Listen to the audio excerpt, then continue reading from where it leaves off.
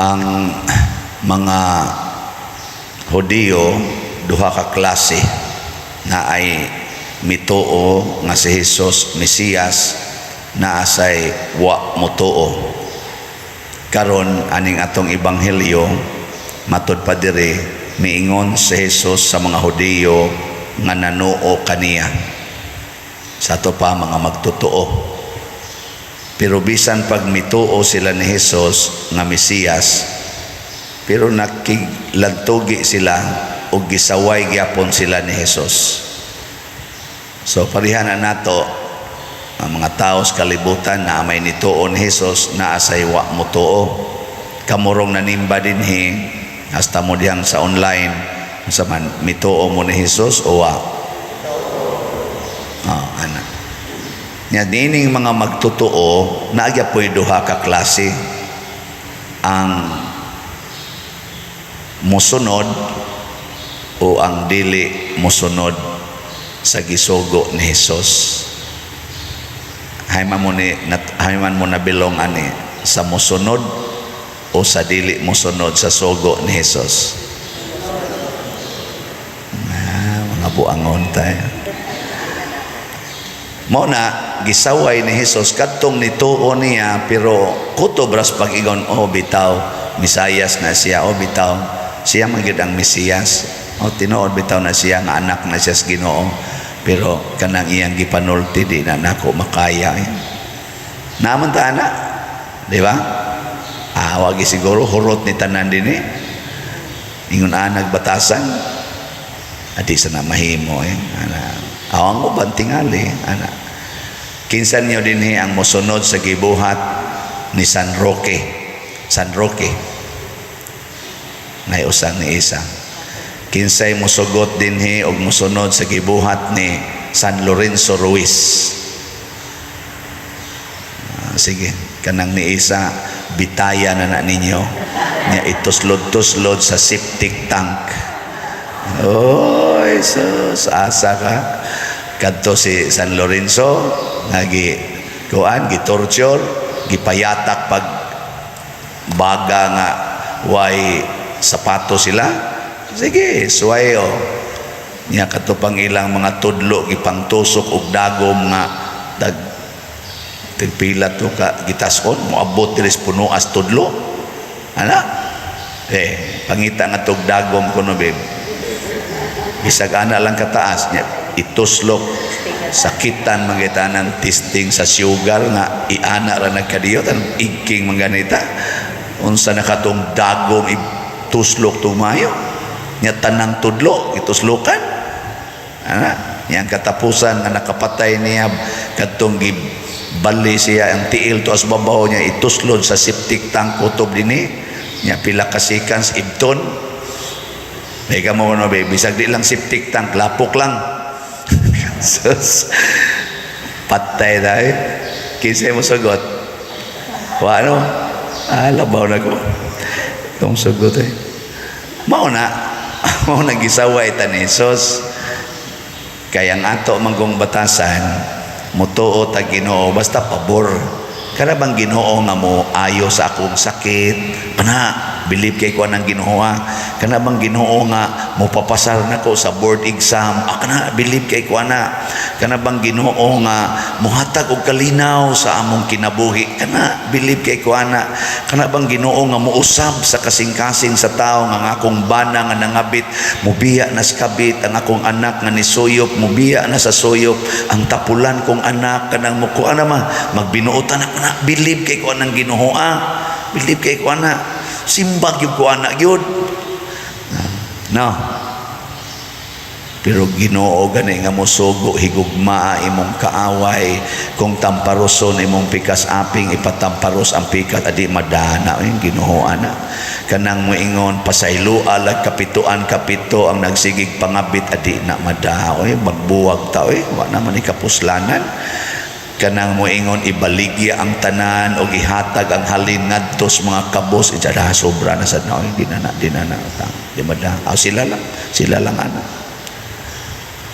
ana sa atong unang pagbasa Genesis Sadrak Mesak Abednego kauban man ni Daniel, mga nabihag ni sila pagbihag sa itong gitawag itong Babylonian exile.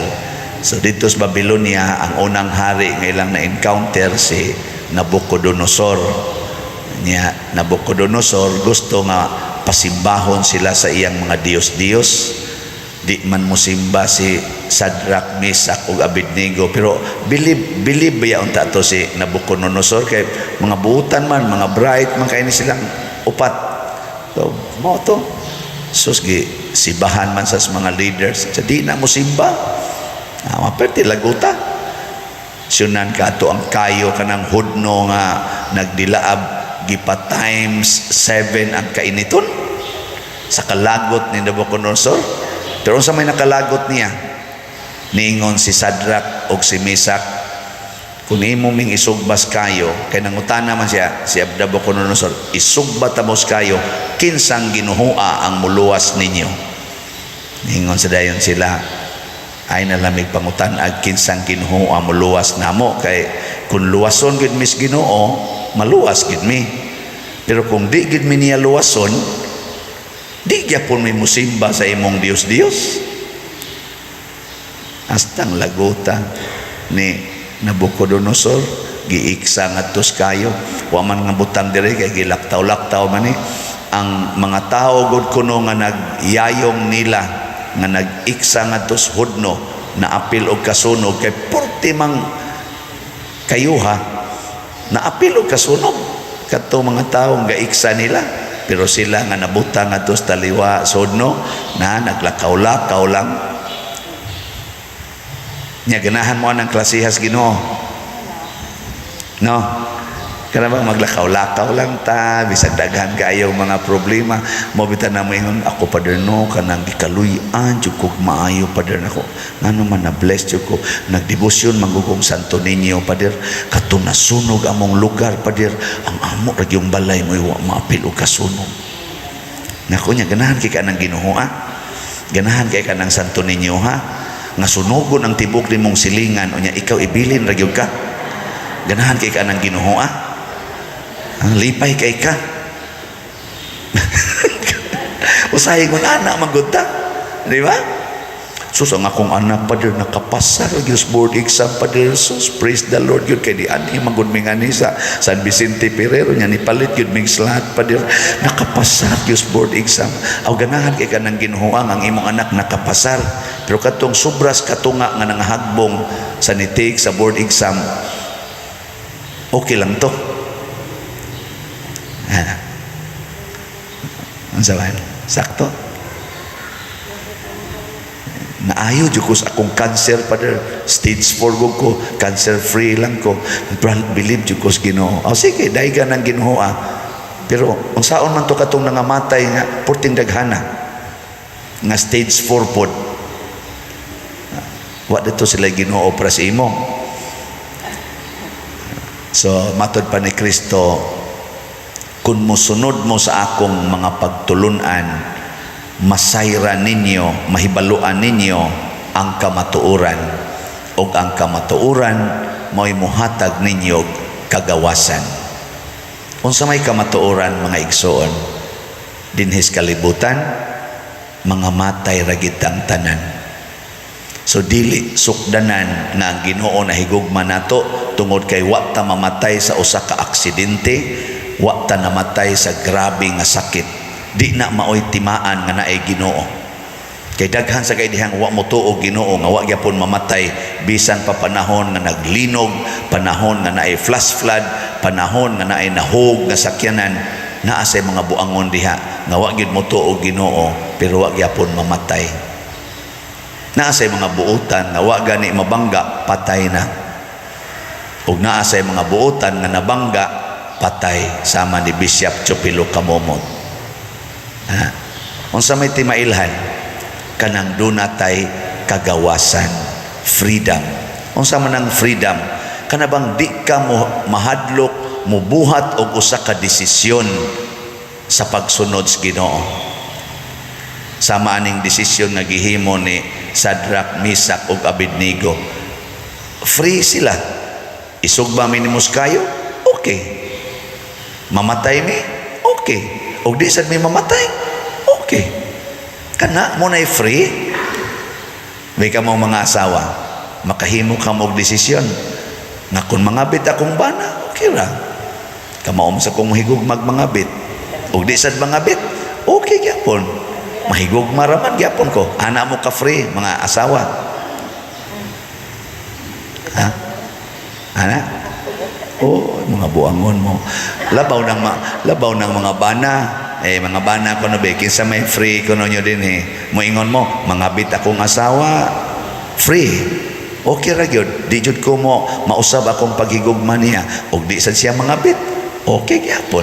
Pari equal ra kay kamao man kong mohigugma kung mangabit siya o di siya mangabit. Ana mo, mga bana. Ako free ra gyud ko. Mopalit mog slot. Okay. Og di sad mo mopalit. Okay ra gyapon. I will always love you. Di ba? Yan, ipalit na mong slot. Free mo nga mo palit og slot. Oy, daghan kay mong mga question mark. Unsa mo palit ko? Unsa may akong palit nga bugas? Yang mo palit ko? Unsa may ako? Unsa na lang ana? Gamiton man gud akong kwarta ha Father God. Napa mangugoy project Father God. Napa mangugoy daghan kay tag mga kondisyon una pa ta mo palit og slot. Kanon tang free ka mo palit kog slot. Nya napaka mo'y bugas ugma. Ug naa, okay. Ug wa nay bugas, okay. Basta mo palit kog slot karon, I am free. Kay unsa may kamatuoran nang pagpalit og slot mao ang pagtuman sa sugo sa Dios nga nag-ingon, ibaligi ang tanan nimong katigayunan ug ang halin ihatag ngadtos mga kabos. Kabos maron ang simbahan kay nangayo man tag hinabang. Di ihatag. Ikaw niya ako, ay wa man mag-ingos Kristo nga pasagdan ka. Ingon man siya, kana mga langgang, kana mga balili, mga buwak, wa maginanako pasagdi. Kamo na ba? Tuo mo na. Unyag ni tuo mo, anong di man mo mupalit og slot kada adlaw. Bisag kada simana na lang. Di ba? Og di tuo pa ka. Ingon mo di ka, magkuhan sa tapadiroy, managana sa ta sa future, dili ka free. Na ay naghigot nimo, na ulipon kas imong kahadlok, na ulipon kas imong mga worries, na ulipon kas imong pagka-futuristic, na ulipon kas imong utok nga makasasala. Muna ningon si Kristo, unsa gud tay free, bisag kinsa nga nakasala, ulipon sa sala. Kanang 7 capital sins, mo na kusog kay mo ulipon na to. Example, pride. Kung gusto ka ang imong balay dako gyud, ang imong yuta dako gyud, unsa may imong muhaton, di jud ka mo donate sa imong yuta nga resimbahan. Imo ginang ipapalit og mahal kaayo. Kaya nga naman, imo man ang yuta. Una believe kay ko nang uban, mo donate og tagpila ka hektarya, no? Para nang kapilinya, gidonate 3 ka hektarya. Free kay siya ba? Ipangitanan ako ang tag-iya, Father Lindon, ngano imong nang gidonate? Saon man ang yuta, Padre, naihatag sa Ginoo. No? Kita din punga-punga na taon-taon, sigig baligyag slot para lata. Adi sa kung ingon nga bati na ang pagpabayad sa yuta. Pero nga ko ba, free ba ka nga mo hatag, di ba ka mahadlok? Pride man na, ako guna, sa ka imo nang yanu-yanon, ako guna, ako. Mao man ang pride, ako. Anger, free pa ka ng anger? Hindi madaway. Anger, naglagot ka sa usa ka tawo, free pa ka mo smile niya. Ikakita ninyo ani simbahan yan ipakita panaginig sonay nya na ang imong ikalagutas iskina pika side nimo.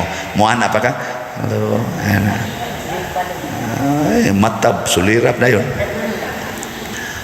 Pero kanang free ka nga mo katawa, free ka nga mo smile tungod kay kamao kang mohigugma sa tao nga naglagot nimo, sa tao nga nagbuhat nimo og daotan. Free ka nga mahigugma niya. Mo nay freedom. Ano? Salamat sa mga free nga nihatag og slot. Ang atong halin as of yesterday sa SBF DAG niabot nag 11,698 ka slots. Oh, pakpak. Na daghan-daghan naman gani ang ato sang kuan GPHG niabot na sag 7,289 ka slots. Oh, pakpak. Salamat sa inyong freedom. Og napay daghan diyang ganahag freedom, ibaligya inyong yuta, nya ipalit og slot. Ibaligya inyong sakyanan, ipalit og slot nya. Free na mo maglakaw. Wala may problema maglakaw dan. Ako sa dibaligya na ko akong stipend. Ako nang ikuan palit og slot. Pero naidaghanon pamaagi aron ma-exercise nato ang freedom. Pasabot ang freedom nga Diyos nun mao ang pagbuhat og maayo nga walay kabalaka, ang pagtuman sa pulong sa Ginoo nga walay kahadlok o kabalaka.